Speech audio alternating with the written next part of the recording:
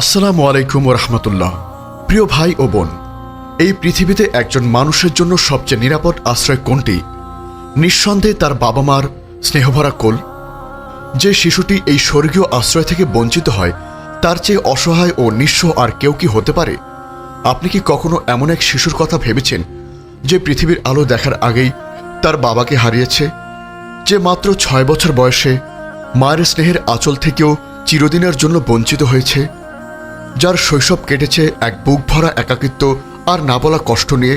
আমরা আপনাকে ভালোবাসি ইয়া রাসূলুল্লাহ, কারণ আপনি সেই এতিম শিশু হয়েও সমগ্র পৃথিবীর জন্য রহমতের এক সুবিশাল আশ্রয় হয়ে উঠেছিলেন।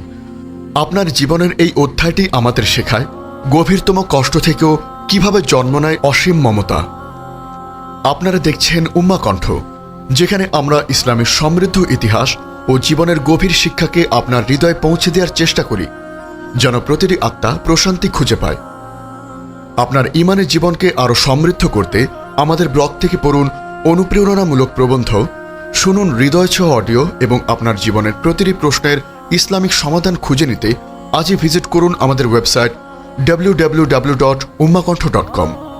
আমরা যখন আমাদের বাবা মায়ের স্নেহের ছায়ে বড় হই, তখন হয়তো একজন এতিমের ভেতরের গভীর শূন্যতা পুরোপুরি অনুভব করতে পারি না। আমাদের জীবনের সবচেয়ে প্রিয় মানুষ আমাদের রাহবার, আমাদের নবী মুহাম্মদ সাল্লাল্লাহু আলাইহি ওয়াসাল্লাম। তার জীবন শুরু হয়েছিল এমন এক বুক ভাঙা শূন্যতা দিয়ে। তিনি যখন মা আমিনার গর্ভে, তখনই তার বাবা আব্দুল্লাহ রাদিয়াল্লাহু আনহু এক বাণিজ্য থেকে ফেরার পথে ইন্তেকাল করেন। যে শিশুটির আগমনে বিশ্বজুড়ে আলোকিত হবে, সেই শিশুটি তার বাবার পবিত্র মুখটিও দেখতে পায়নি, বাবার স্নেহময় স্পর্শ অনুভব করতে পারেনি। ভাবুন তো একবার, কি কঠিন এক পরীক্ষা দিয়ে শুরু হয়েছিল তার জীবন। শৈশবের প্রথম 6টি বছর তিনি কাটিয়েছেন মা আমিনার আদরে, তার সকল ভালোবাসা আর স্নেহকে কেন্দ্র করে।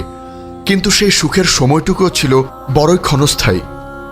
মাত্র 6 মাস বয়সে মা আমিনা তাকে নিয়ে মদিনায় গিয়েছিল তার বাবার কবর জিয়ারত করাতে এবং আত্মীয়দের সাথে দেখা করাতে।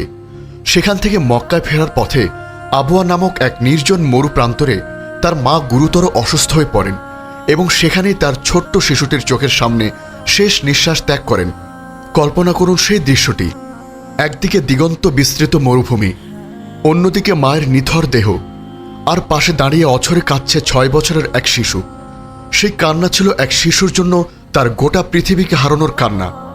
তার আশ্রয়, তার ভালোবাসা, তার পৃথিবী সবকিছু যেন এক মুহূর্তে তার কাছ থেকে ছিনিয়ে নেওয়া হলো।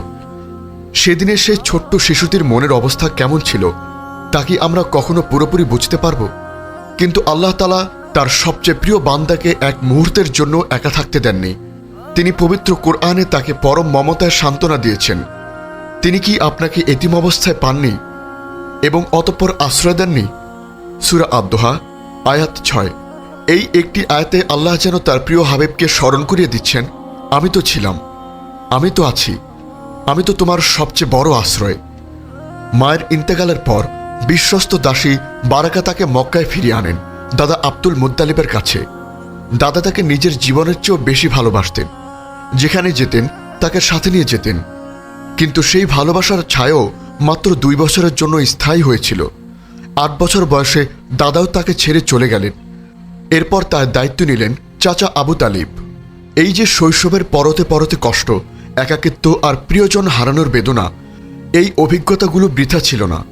আল্লাহ তাআলা এর মাধ্যমে তার প্রিয় নবীকে ভবিষ্যতের জন্য প্রস্তুত করেছিলেন। তিনি তাকে এমনভাবে গড়ে তুলেছিলেন যেন তার হৃদয় হয় পৃথিবীর সবচেয়ে দয়ালু এবং সহানুভূতিশীল হৃদয়। কারণ তিনি নিজেই এতিমের কষ্ট অনুভব করেছেন, তাই তিনি জানতেন একজন এতিমের হৃদয় কতটা ভালোবাসা, কতটা স্নেহ আর কতটা আশ্রয়ের প্রয়োজন।